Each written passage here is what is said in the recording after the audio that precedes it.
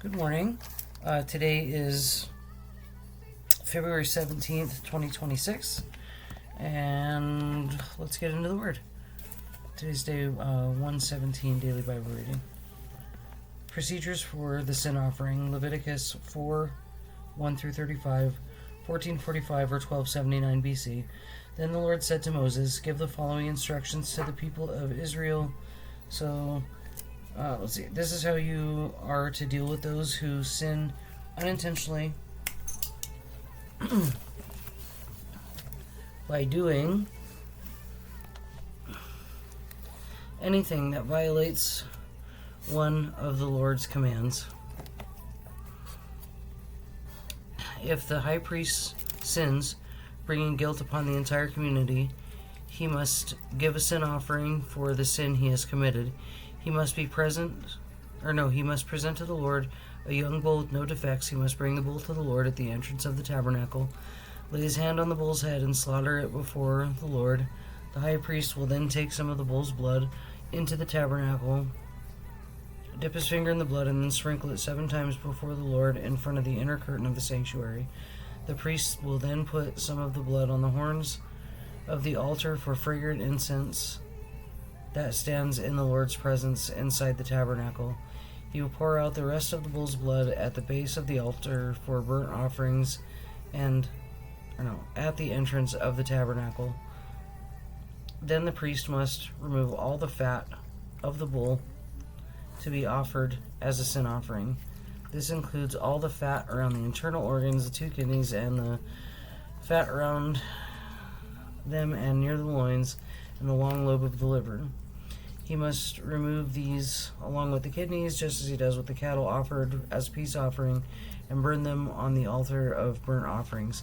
He must take whatever is left away from the bull, its hide, meat, hind legs, internal organs, and dung, and carry it away to a place outside the camp that is ceremonially clean, the place where the ashes are dumped.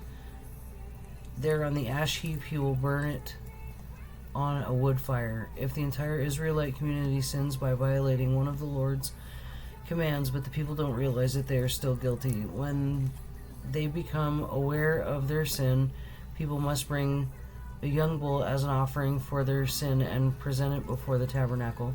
The elders of the community must then lay their hands on the bull's head and slaughter it before the Lord.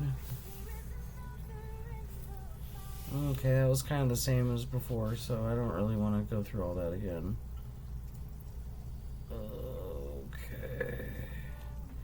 Okay. Through this process, the priest will purify the people, making them right with the Lord, and they will be forgiven. Then the priest must take what is left, carry it outside the camp, burn it there, just as done with the sin offering for the high priest. This offering is for the sin of the entire congregation of Israel. If one of Israel's leaders sins, violating one of the commands of the Lord, but God doesn't realize it, if one of Israel's leaders sins by violating one of the commands of the Lord, his God, but doesn't realize it, he is still guilty. When he becomes aware of his sin, he must bring his offering of a male goat with no defects. Okay, it's the same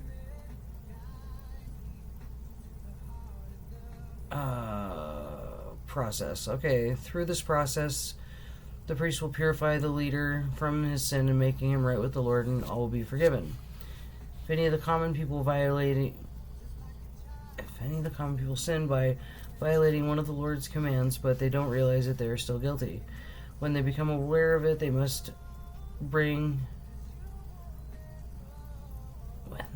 they become aware of their sin, they must bring as an offering for their sin a female goat with no defects. Okay, same thing. Then they'll be made right with the Lord.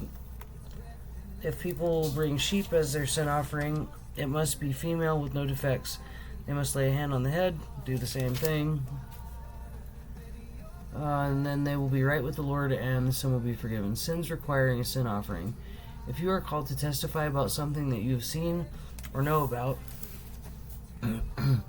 it is sinful to refuse to testify, and you will be punished for your sin. Or suppose you unknowingly touch something that is ceremonially unclean, such as the carcass of an unclean animal. When you realize what you've done, you must admit your defilement and your guilt. This is true whether it is a wild animal, a domestic animal, or an animal that scurries along the ground. Or suppose you unknowingly touch something that makes a person unclean. When you realize what you have done, you must admit your guilt. Or suppose you make a foolish vow of any kind, whether its purpose is for good or bad. When you realize its foolishness, you must admit your guilt. When you become aware of your guilt in any of these ways, you must confess your sin. Then you must bring to the Lord as the penalty for your sin a female from the flock, either a sheep or a goat. This is a sin offering for which the priest will purify you from your sin, making you right with the Lord.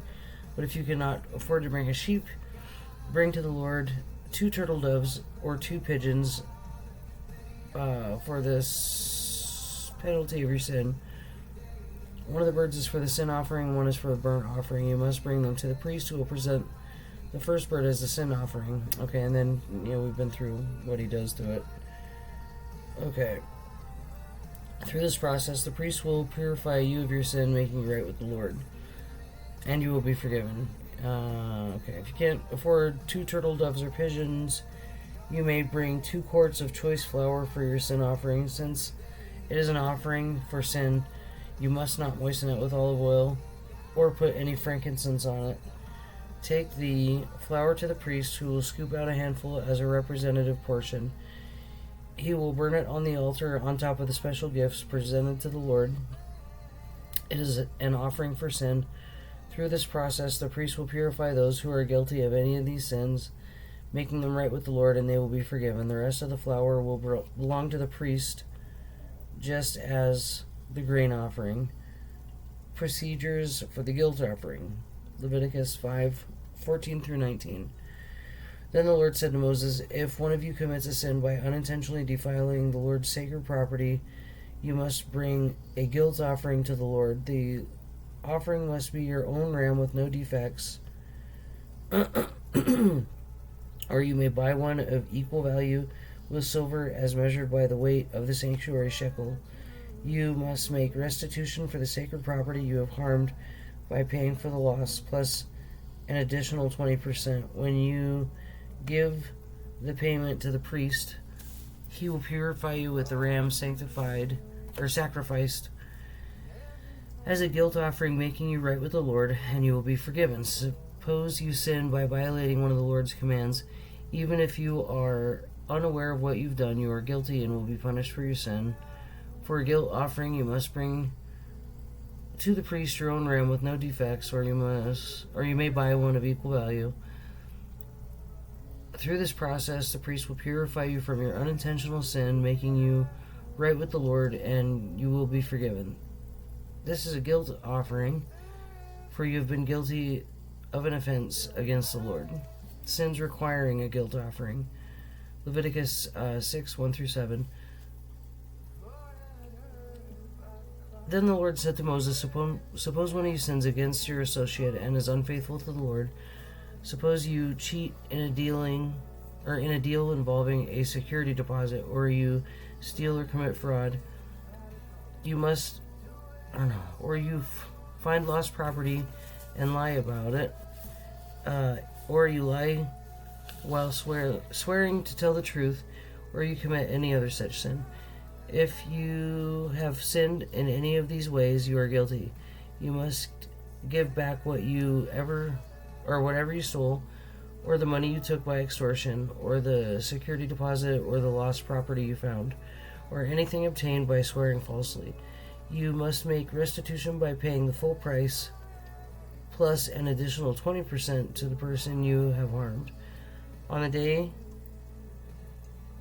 the same day, you must present a guilt offering as a guilt offering to the Lord. You must bring the priest the ram with no defects, or buy one of equal value. Through the process, the priest will purify you before the Lord, making you right with him, and you will be forgiven for any of these sins you've committed. Further instructions for the burnt offering. Leviticus 6:8 through 13. Then the Lord said to Moses, "Give Aaron and his sons the following instructions regarding the burnt offering. The burnt offering must be left on top of the altar till the next morning, and the fire of the altar must be kept burning all night. In the morning, after the priest on duty has put his official linen clothing and linen undergarments, he must clean out the ashes and the burnt offering and put them beside the altar. Then he must take off these garments and change back into his regular clothes and carry the ashes outside the camp to a place that is ceremonially clean. Meanwhile, the fire on the altar must be kept burning. It must never go out. Each morning the priest will add fresh wood to the fire and arrange the burnt offering on it. He will then burn the fat of the peace offerings on it. Remember, the fire must be kept burning on the altar at all times. It must never go out." Further instructions for the grain offering. These are the instructions regarding the grain offering. Aaron's sons must present the offering to the Lord in front of the altar. The priest on duty will take from the grain offering a handful of choice flour, moisten with olive oil, together with the frankincense. He will burn this representative portion on the altar as a pleasing aroma to the Lord.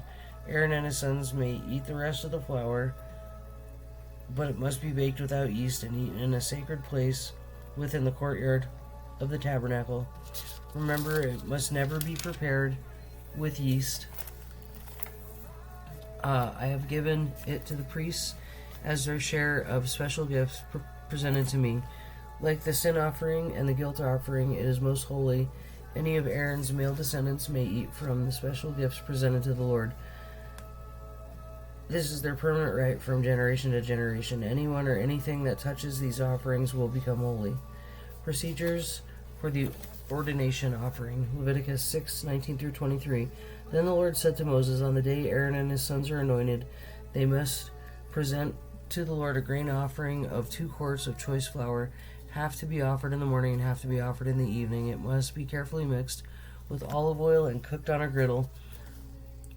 Then slice this grain offering and present it as a pleasing aroma to the Lord. In each generation, the high priest who succeeds Aaron must prepare the same offering.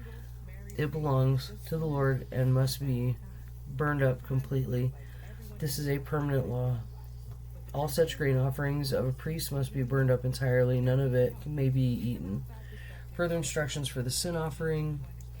Then the Lord said to Moses, "Give Aaron and his sons the following instruction regarding the sin offering. The animal that is given for a sin is a most holy offering and must be slaughtered in the Lord's presence at the place where the burnt offerings are slaughtered."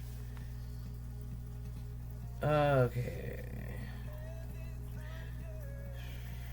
The priest who offers the sacrifice as a sin must eat his portion in a sacred place within the courtyard of the tabernacle. Anyone or anything that touches the sacrificial meat will become holy. If any of the sacrificial blood spatters on a person's clothing, the soiled garment must be washed in a sacred place. If a clay pot is used to boil the sacrificial meat, it must then be broken. If a bronze pot is used, it must be scoured and thoroughly rinsed with water. Any male from a priest's family may eat this offering. It is most holy. But the offering for sin may not be eaten if its blood was brought into the tabernacle as an offering for purification.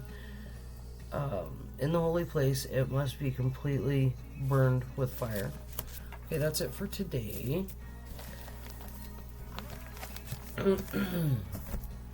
We got 1 minute. Let's see if I can squeak out a devotional. Forgiveness. In him we have redemption, the forgiveness of sins. Colossians 1:14. Do not judge and you will not be judged. Do not condemn and you will not be condemned. Forgive and all will be forgiven. Blessed and happy and favored are those whose lawless acts have been forgiven and whose sins have been covered up and completely buried. Well, thank the Lord that we don't have to do all that slaughtering of animals anymore to cover our sins. Yeah, the blood of Jesus, He's done it all for us. And I'm very thankful for that. All right, guys, have a beautiful day. See you tomorrow.